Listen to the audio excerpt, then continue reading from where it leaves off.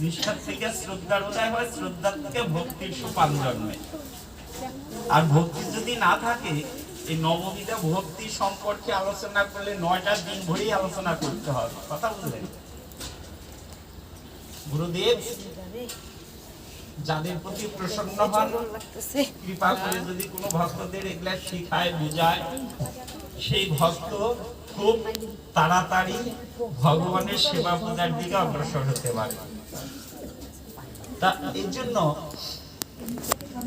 নববিধা ভক্তিটাকে আমাদের একটু দেখতে হবে, একটু গুরুদেবের কাছে জানতেও হবে যে এর ভিতরে কি আছে। তো হাই স্কুলের ব্যাপার, এটা পড়লাম বলেই শেষ হলো না। এটা হাই স্কুলে পড়লাম বলে কি আমি একবার পড়াশোনা শেষ হয়ে গেল? এরপরে তো কলেজ রয়ে গেছে। কলেজে যদি ভালো মন থাকে, আমাকে একদিন কলেজে যেতে হবে বাবা, তাই না?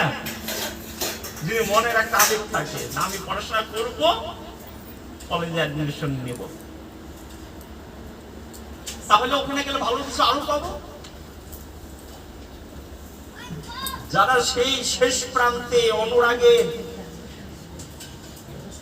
খড়গ দিয়ে যারা যুদ্ধ করছে, তারা কলেজ পড়েও সমাপ্ত করছে না।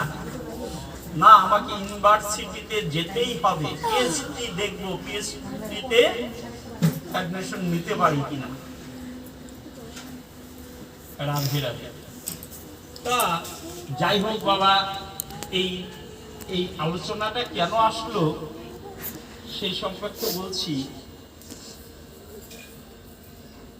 ভগবানের কথাটা শ্রবণ করাটা যে আমাদের দরকার, সেই যে শ্রবণ করব, শ্রীমদ্ ভাগবতে কৃষ্ণদাস কবিরাজ গোস্বামী উনি আমাদেরকে পরিষ্কার ভাবে জানিয়ে দিলেন।